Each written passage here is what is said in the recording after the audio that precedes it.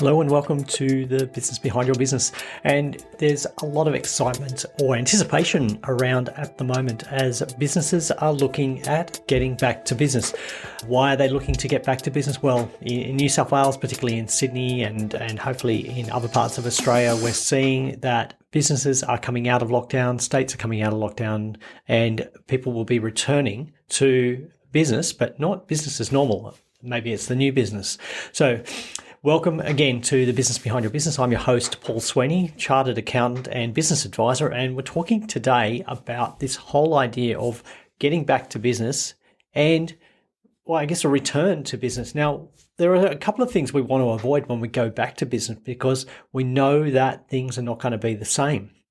Things have changed. We've got rules around who you can do business with, how many people can be in the office or your business premises.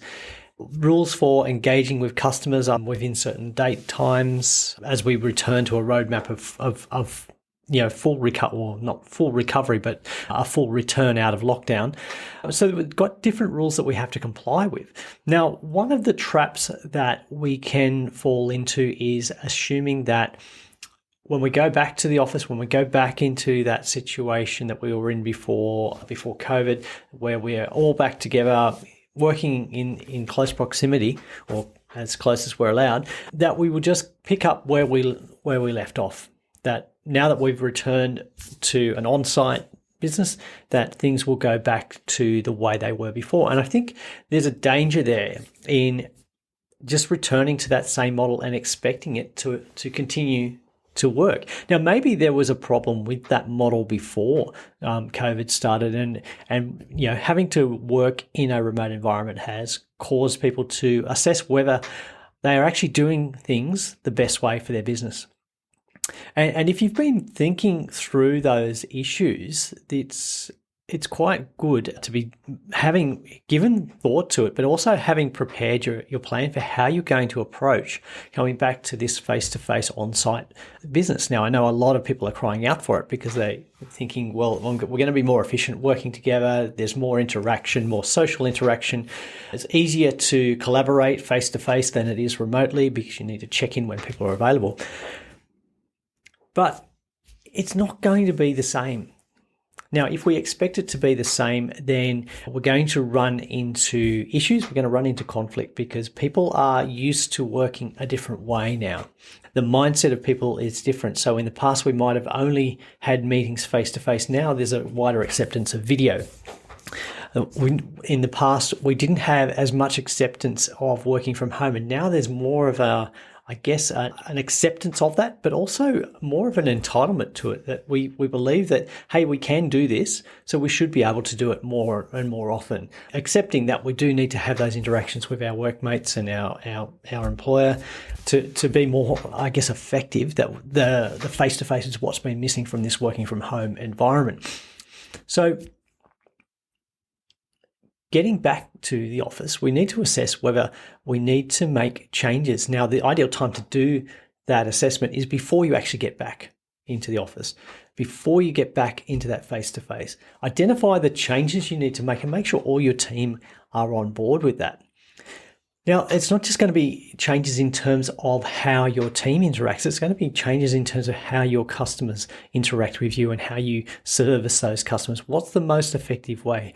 Because going back to this face-to-face situation, we're going to have some issues which could cause some conflict.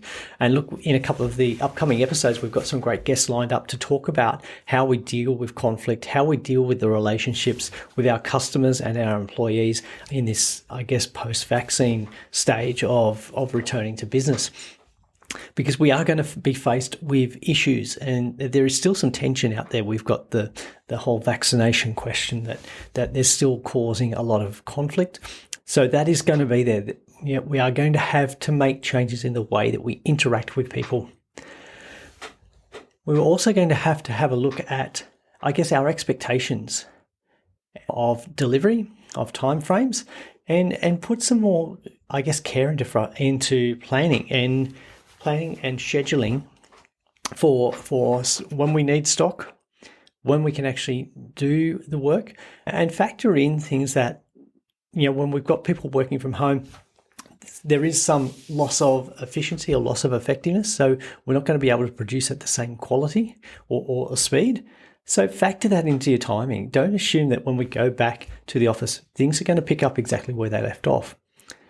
Now, if they did pick up exactly where they left off, that might still be a bad thing.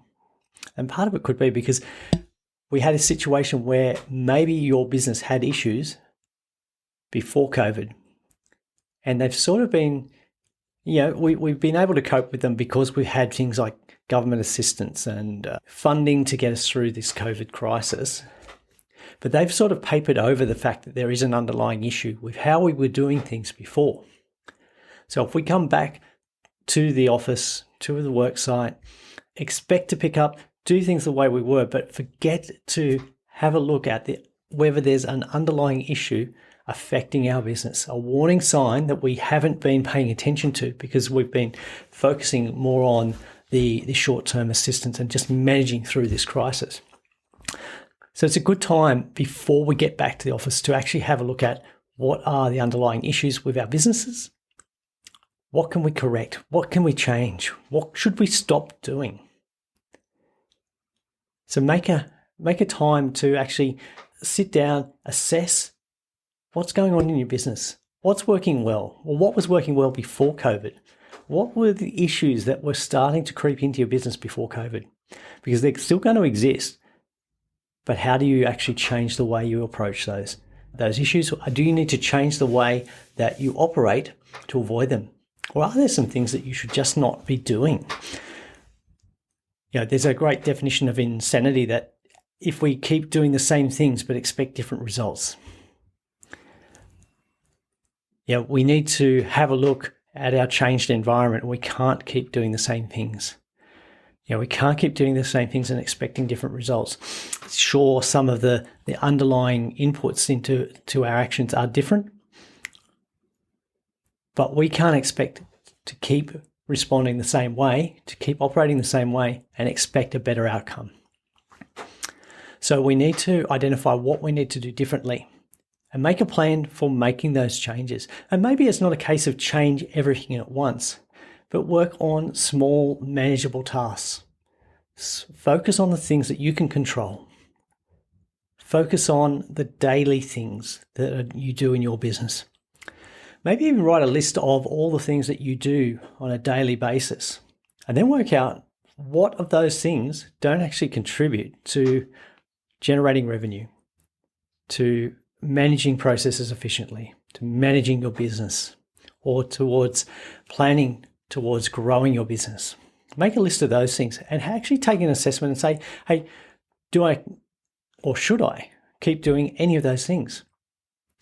Maybe there's some tasks that you're doing that would be better done by somebody else. Maybe you could hire an assistant, or maybe you could outsource some of those functions, or maybe delegate down to another employee to do those tasks. And maybe they could do them just as well as you within guidelines. And that would free up your time to do more of the working on your business, the planning, the managing, the actual making decisions, leading your business forward, instead of just day to day doing the daily grind transactions and working in the business. You need to change from that working in and just doing to working on the business. So some things have not changed. So even when we go back into an on-site situation, an in-office situation, we're still going to have the same three big issues that every business faces. And those three big issues are cash flow, sales, and employees. They are the three big issues that we're constantly reminded of. They're constantly raised in review meetings with clients, in planning meetings. Is how can we improve our cash flow? How can we make more sales profitably? And how do we avoid having issues with employees? How do we make sure we're compliant? So every business has those three issues. And even if you don't have employees, you will likely have contractors that you're dealing with, suppliers. So we need to work out our plan for improving our cash flow, improving our sales, making more sales profitably, and making sure that we have great working relationships with our employees, that we are getting the best out of them effectively, efficiently, but they are feeling, I guess, empowered and respected and appreciated in their role. So we've looked at what we're doing in our business, and we've identified we're still going to have these three big issues. So we need to make a plan for those. But before we can move forward with that planning, we need to go back and actually look at what do we need to fix first. Maybe that's part of the plan. Let's fix the issues first. Because when you have, say, a major, or let's say an accident, or you fall over and damage, let's say you hurt your leg or you break your leg, before you can actually work on strengthening the leg's got to heal. So we need to get things done to heal it. And maybe there were a cut at the time that you broke your leg. So that needs to be cleaned up and maybe stitches and repaired before you can move forward to strengthening the leg again. We need to deal with those issues, because if we don't deal with them, they're going to have consequences going forward. So let's have another look at our business before we go back. Take that time out. Take a break from doing the business. Take a break from the Zoom meetings. Take a break from, schedule some time and set aside time to think about what's going on in your business. What happens in your business? What are the causes of inefficiency? What are the causes of not making profit? What are the causes of getting paid slowly? And let's make a plan to deal with those issues. So planning is one thing. Lots of people start with great plans, and we've probably all got some goals for what we want to achieve when we get back into the office. And that's great. But what we find is that most plans, most actions don't actually happen or get implemented unless you tell somebody about it, that you've written down a plan. Because I know it's very easy to forget what you said you were going to do last week. Make a plan, write it down, commit to it, and share it. When you share that plan, you become more accountable for it. People will follow you up. So make a plan, share it with somebody that you're willing to be accountable to. And that could be your team. That could be your employees. That could be your business partner or your spouse. But be accountable. And the more you're accountable, the more likely you're to act on those items in your plan which you need to do to make changes to move your business forward. So we need to have a plan. We need to know where we're going. We need to know the steps we're going to do. And I think we get overwhelmed by how much there is to do.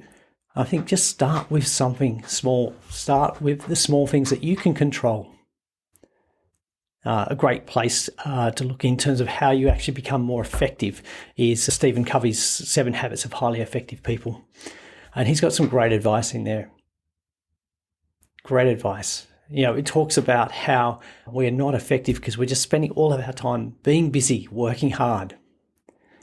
And he uses the example of sharpening the saw. We spend all our time cutting away at the tree. Our axe is blunt, our saw is blunt. But if we took the time out and sharpened the saw, that we would be able to cut that tree down in much quicker time. By spending the time sharpening the saw, the rewards are there. It pays big in terms of dividends, of saving time, saving energy, saving costs. And that's a good thing for your business. So take the time out, sharpen the saw, work on what you need to do, work out what you need to do, make a plan for how you're going to do it, and implement. And then the other thing is make sure it's actually working. Make sure the outcomes are what you want.